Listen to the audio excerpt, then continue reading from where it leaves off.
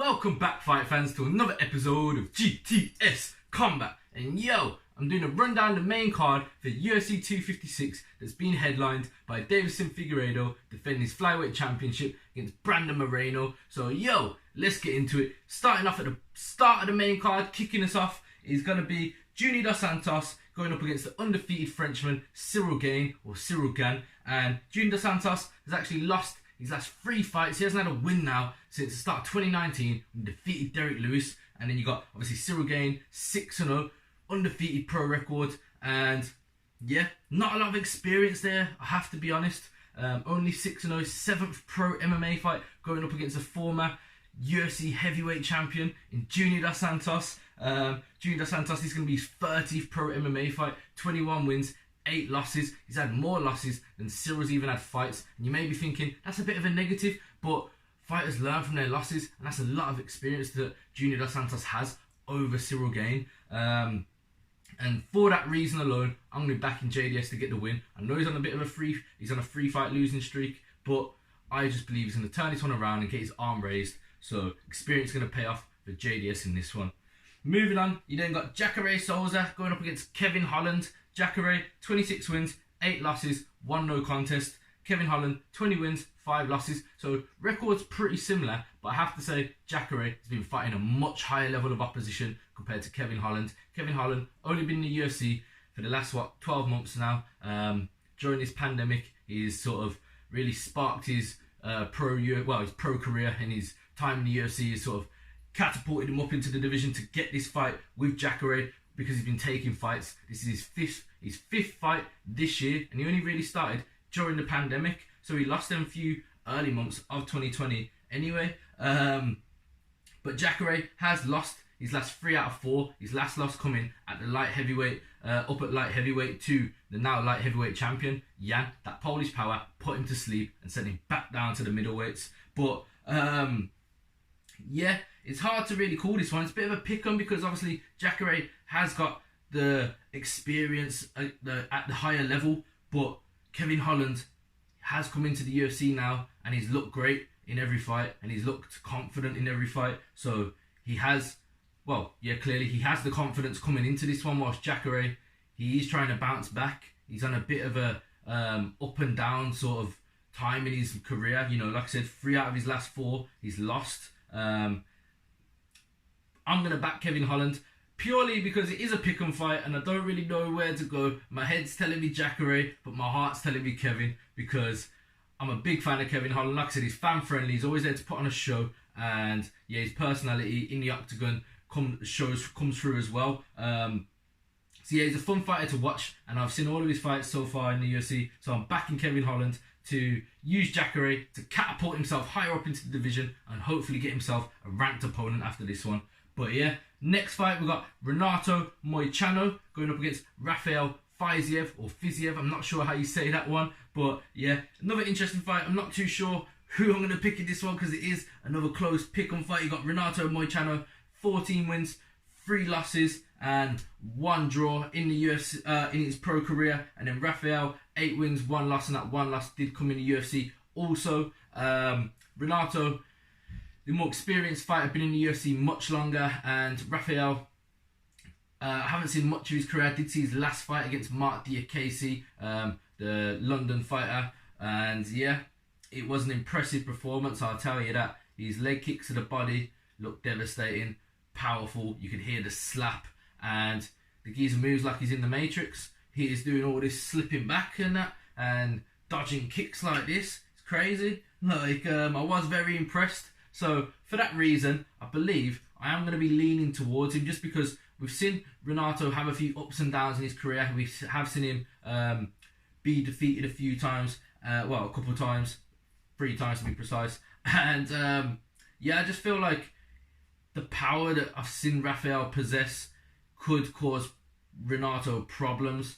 Now, the one thing I would say, we haven't seen Rafael go to the ground really. I haven't anyway myself personally, and I don't know what his skills are or his capabilities, or how good he is on the ground. And we know Renato is a very well-rounded fighter, and he has got some submission victories. So maybe if he could take the fight to the ground, could he start to dominate Rafael and take over the fight. And if that is the case, he could get his arm raised. But purely stylistically and from what I've seen, I'm going to back Rafael in this one. And like I said, pick and fight, could be very wrong. But yeah, that's who I'd put my money on. Rafael Fiziev to get the win, go 9-1.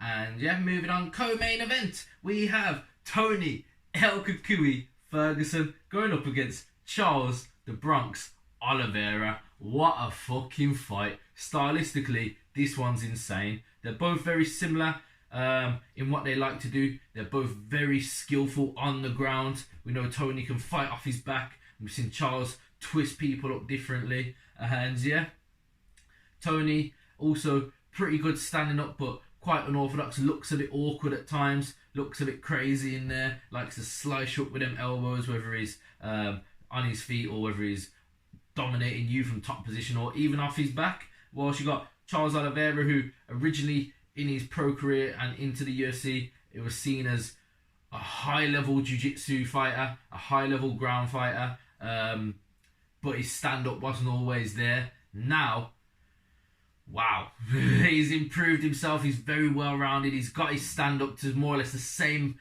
level of his ground game, which is why now he's a very dangerous fighter in the UFC lightweight division. I saw his last fight against Kevin Lee, especially, and I was very impressed by his performance. After that fight, I said, this guy is going to be a problem for more or less anyone in top 5, top 10 of the lightweight division.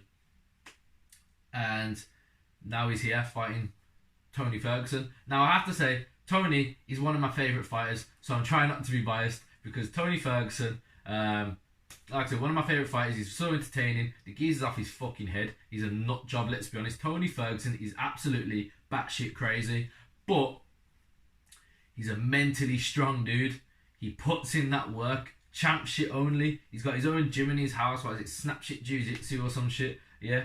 And if you see his training methods, he's fucking crazy. He's insane. But like I said, he puts in that work. He doesn't stop. He's dedicated to the sports of mixed martial arts. And it's evident. Geezer was undefeated for like 10 years until he fought Justin Gaethje. Now, like I said, the Justin Gaethje loss was a devastating loss. He got battered for 5 fucking rounds. He landed that one uppercut, and that was really his only moment of the fight. Now, it's hard to know whether Tony Ferguson is going to recover from that. He's, 36, 37 years of age? That is quite old in the lightweight division. It's not like you get many fighters in that division fighting into their 40s. That's something you usually get maybe from the bigger guys, the light heavyweights, the heavyweights. Not really something you see so much in the lightweight division. So for me, honestly, it was hard to watch, but it's a bit of a turning point. I feel like that was maybe now the start of Tony Ferguson's decline. At his age, I don't think maybe we're going to see Tony Ferguson fight for an interim or an undisputed championship ever again. He's probably going to be hanging around that top 10 of the lightweights, but I'm not too sure he's going to be a top 5 lightweight fighter anymore after this fight. I feel like I'm going to back Charles Oliveira to go in and get the victory against Tony Ferguson. I feel like the younger, hungrier fighter. Well, I'm not necessarily, actually, he may not be hungrier. Tony Ferguson's a fucking hungry dude. He's very motivated.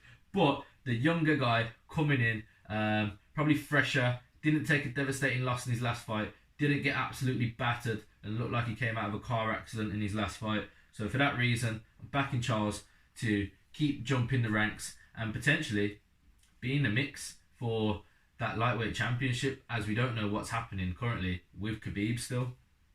And then finally, you got the main event. I'm not going to go over this one too long because I've already covered it in a whole video for itself. Deiveson Figueiredo against Brandon Moreno. Deiveson defend his title, and I believe it's going to be and still. When I watched him defeat Joey Benavidez twice, after that I was like, I don't believe anyone's touching this guy in the flyweight division. Honestly, the geezer looks like an absolute killer. He walks people down like a Terminator, and yeah, I just don't see any of them flyweights touching Deiveson Figueiredo right now. So for that reason alone, I have to back him. And I like Brandon Moreno, so it's one of them. But yeah, Deiveson Figueiredo to get the win. If you want to see a full breakdown on that one, I've got a video currently on my channel, so go check it out now. A few other fights to look out for on the card. It is a stacked card. Even on the prelims, you got like Gavin Tucker, 2-0 in the UFC. Finished both of them by submission, going up against the all-round, well-rounded Billy Quarantillo. So that'll be a good fight. It's hard to know who's going to win that one. And then featured prelim, you got the fan-friendly Cub Swanson going in there, going to throw down with Daniel Pineda. That should be a fucking scrap. Then you've even got the likes of Sergey Spivak, the big heavyweight, should be throwing down with Jared Vandeira, and that's on the early prelims. And then also, this is going to be a throwdown. You got Li Jingliang going up against Dwight Grant. That would be like a bit of a barnyard brawl, I'd imagine. Fucking limbs throwing everywhere. But I'm going to be tuning in from the first fight on the card. You got Chase Hooper, youngest guy in the UFC roster. He won his first fight in the UFC, but in his last fight, he actually took his first pro loss to Alex Jacare. So I want to see how the young man can bounce back and whether he can improve a bit on that stand-up, because that's really what he needs to sort of be working on, because he did struggle keeping on the feet against Alex Jacare. Obviously, his jiu-jitsu is on a different level. He's a world-class jiu-jitsu guy, and that is his bread and butter. That's what he likes to do. He likes to twist people up. But let's see how Chase Hooper gets on. So I'll be tuning in from the start of the card. I think about 11:30 UK time. But yeah, they've been my predictions. Let me know your predictions in the comment section below. Like, comment, share, and subscribe. I've been Jimmy. This has been GTS Combat. Till next time.